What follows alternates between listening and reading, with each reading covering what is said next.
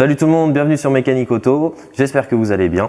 Je vais vous faire aujourd'hui une petite vidéo ce qui concerne la purge et le remplacement du liquide de frein. Cette opération se fait sur quasiment toutes les voitures et c'est vraiment très sensiblement pareil, les endroits des purgeurs vont un petit peu changer. Du coup, si vous avez bien aimé cette vidéo, surtout n'hésitez pas à la liker et à la partager et mettez-moi des commentaires si vous avez des envies particulières sur d'autres vidéos qui concernent la mécanique. Ça me ferait grand plaisir de vous aider pour réparer tout seul votre voiture. Donc maintenant, je vais quand même vous expliquer un petit peu plus pourquoi on va remplacer le liquide de frein et pourquoi on va purger aussi en même temps le liquide de frein. Alors tous les constructeurs s'accordent à dire que tous les 2 ans il faut remplacer le liquide de frein parce qu'il va se charger en humidité, il va un petit peu s'oxyder, il va perdre de sa qualité, pas sa qualité de freinage mais sa qualité hydraulique. Donc voilà, ça va être assez important de le remplacer tous les 2 ans. Pour pouvoir faire cette opération, on va par contre obligatoirement être 2 pour faire ça. Il y en a un qui va se placer dans le véhicule, qui va devoir faire des pressions sur la pédale de frein et moi je vais me placer autour de la voiture. Donc il y a bien un ordre à respecter pour les purgeurs. Donc on va d'abord commencer sur la roue arrière droite, après on va passer sur la roue arrière gauche, après on va venir sur la roue avant droite et après on va terminer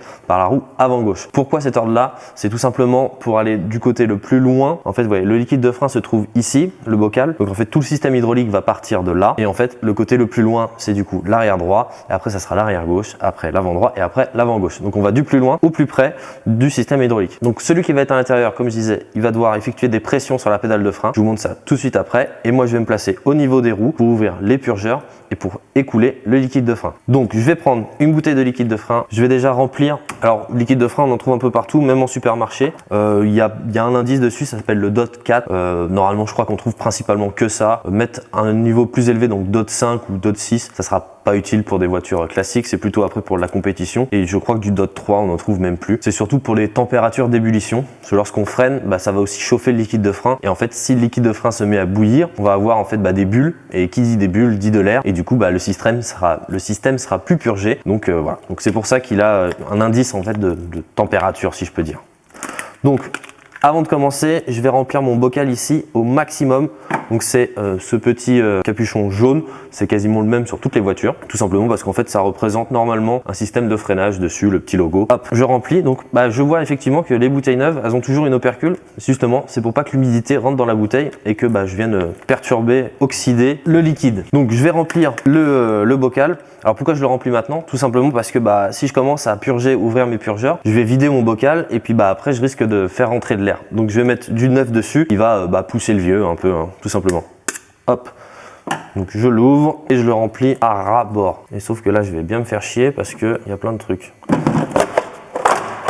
Et d'ailleurs j'ai l'impression qu'il est rempli quasiment au maximum. Voilà, là on voit le niveau. Voilà, donc là le niveau était quasiment tout en haut. Donc je vais commencer la purge et en cours de route, je viendrai compléter un petit peu le liquide. Alors je vais avoir aussi besoin d'un petit tuyau pour me brancher sur les purgeurs et d'une bouteille vide pour récupérer le vieux liquide qui va couler dedans. Alors un petit tuyau, il va falloir trouver ça. Alors moi je peux vous donner une petite technique, c'est hop.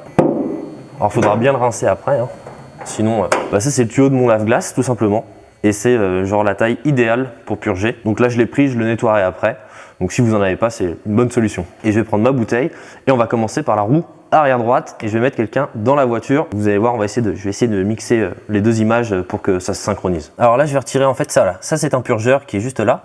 Je vais retirer le petit capuchon. Je vais placer ma clé.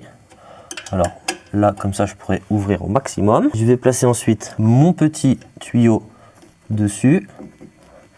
Hop, l'autre bout, je vais le mettre dans ma bouteille. Alors là, moi, c'est une clé de 8 que j'ai mis. Alors ça varie un petit peu en fonction des voitures. Donc il faut chercher souvent ce petit purgeur. Donc c'est du 8, ça peut être du 9, du 10, du 7, mais ça reste relativement petit. Donc voilà, je place mon tuyau et c'est là que maintenant, on va avoir besoin d'être 2 parce que moi, je vais ouvrir pendant que l'autre va activer sur la pédale de frein. Alors on va pomper. Vas-y, tu pompes. 3 fois, ok. Là, on reste appuyé sur la pédale. Là, j'ouvre le purgeur. Donc là, le liquide s'écoule. Je referme, la pédale est partie au plancher et on repompe. Voilà, on reste appuyé sur la pédale. Là, je réouvre. Mon liquide s'écoule. Voilà, la pédale est au plancher. Je referme. Là, on peut relâcher la pédale et pomper. On va répéter l'opération du coup plusieurs fois. Donc là, on reste appuyé sur la pédale. Je réouvre, elle part au plancher, je referme et on peut lâcher la pédale et pomper de nouveau. 3 fois, c'est l'idéal. Oui, on reste appuyé sur la pédale. Et je viens ouvrir. Hop, et je referme. Voilà, on va répéter l'opération encore une dernière fois. Donc là, on va pomper sur la pédale. Donc là, on entend. Là, voilà, on va rester appuyé. J'ouvre. Hop. Et je referme. Voilà, bah pour cette roue, tout s'est bien passé. On va passer sur la roue arrière gauche. Je vous fais pas la vidéo puisque c'est exactement pareil. Je retire mon tuyau. J'oublie pas de remettre mon petit capuchon. Hop. Et voilà. Allez, maintenant roue arrière gauche. Et après, on passera à l'avant. Voilà, j'ai effectué la purge sur les 4 roues. Donc comme je vous disais, il faut bien respecter l'ordre. Commencer à l'arrière droit, puis l'arrière gauche, puis l'avant droit, puis l'avant gauche. Entre chaque roue, je vérifie bien mon niveau de liquide de frein. Là, j'ai recomplété pour être au maximum. J'ai nettoyé au niveau un petit peu les petites taches que j'avais au niveau des roues. Et bah voilà, hein, c'est reparti du coup pour 2 ans. Là, je vais aller essayer la voiture. Toujours avant de partir en essai, quand même vérifier sur un petit roulage que la pédale est comme d'habitude, qu'elle n'a pas tendance à s'enfoncer. Si elle s'enfonce, du coup, c'est qu'il y a eu une mauvaise purge. Donc on recommence l'opération exactement pareil. Toujours en vérifiant bien que le bocal est plein de liquide avant de commencer la purge. Parce que si on injecte de l'air, forcément, on va avoir une pédale qui est toute molle et qui va mal freiner en fait, tout simplement. Voilà, donc j'espère que vous avez apprécié cette vidéo. Surtout, n'hésitez pas à commenter et à liker. Et moi, je vous retrouve très vite sur Mécanique Auto.